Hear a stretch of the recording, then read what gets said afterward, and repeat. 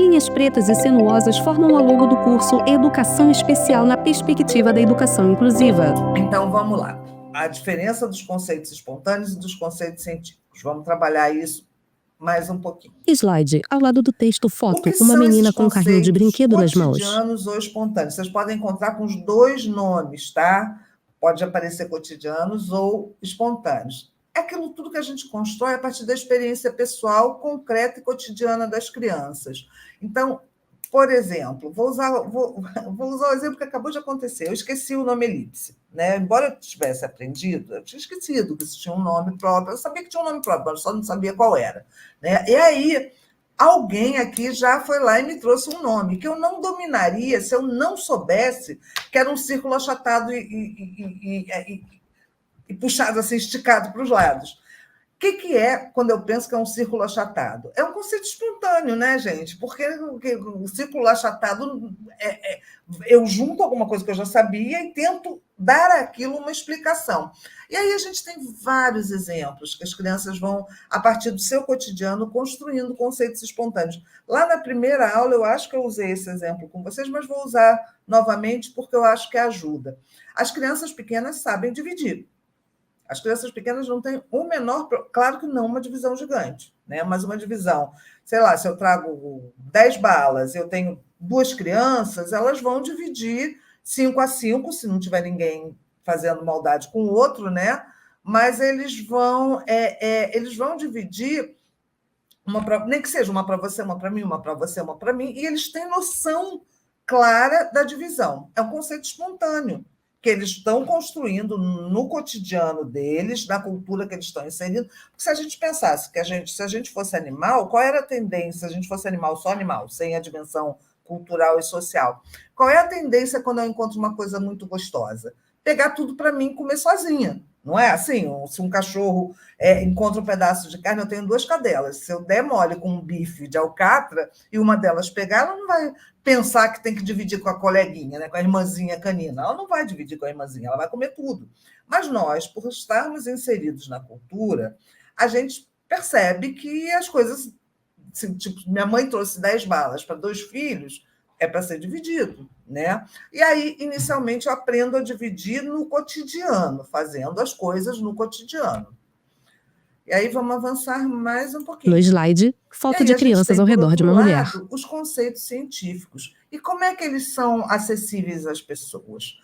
Eles são acessíveis a partir de um ensino sistemático, que no nosso caso, na nossa sociedade, é na escola, né? Tem sociedades que não têm um modelo escolar como modelo para transmissão dos conhecimentos das gerações anteriores. Mas na nossa sociedade, a gente aprende os conceitos a partir da escola.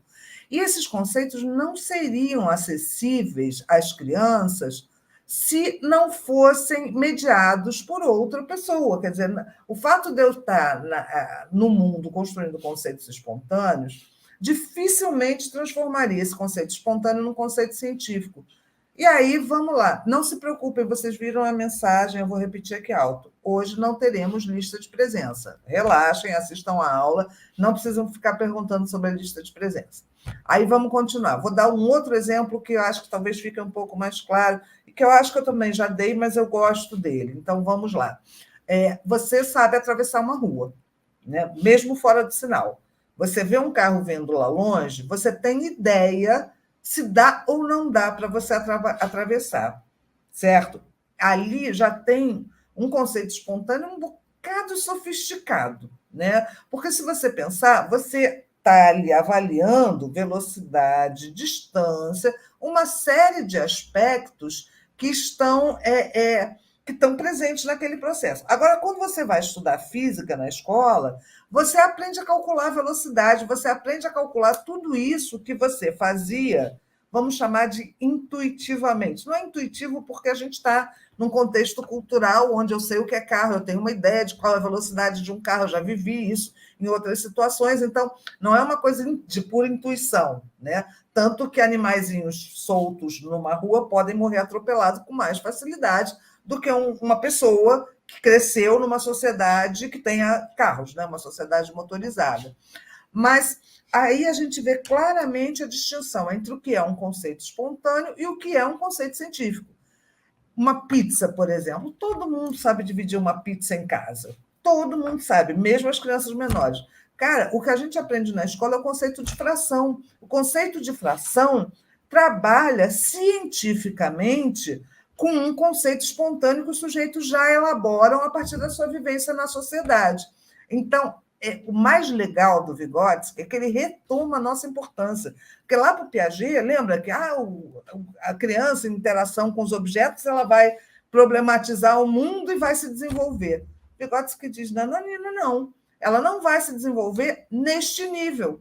Ela vai precisar de alguém apresentar esse conceito científico. Por quê? Porque ele é extremamente abstrato. Ele não tem relação direta. Vamos lembrar da física da escola, do ensino médio, quando a gente aprendeu velocidade, movimento, aquelas coisas todas. Aquilo é a coisa mais abstrata que tinha. E a gente, de uma maneira ou de outra, passou por isso, porque nós estamos aqui, né? Então, a gente sobreviveu a essa aprendizagem, certo? Enfim, essa é a diferença. E por que eu estou trabalhando essas ideias? Porque, gente, a gente avança com todos os sujeitos em algum nível de desenvolvimento. Portanto, não vamos dizer que aquele sujeito não aprende. Ele aprende sim, ele pode não aprender o que eu estou achando que ele tem que aprender, mas ele aprende e, ao aprender, ele se desenvolve.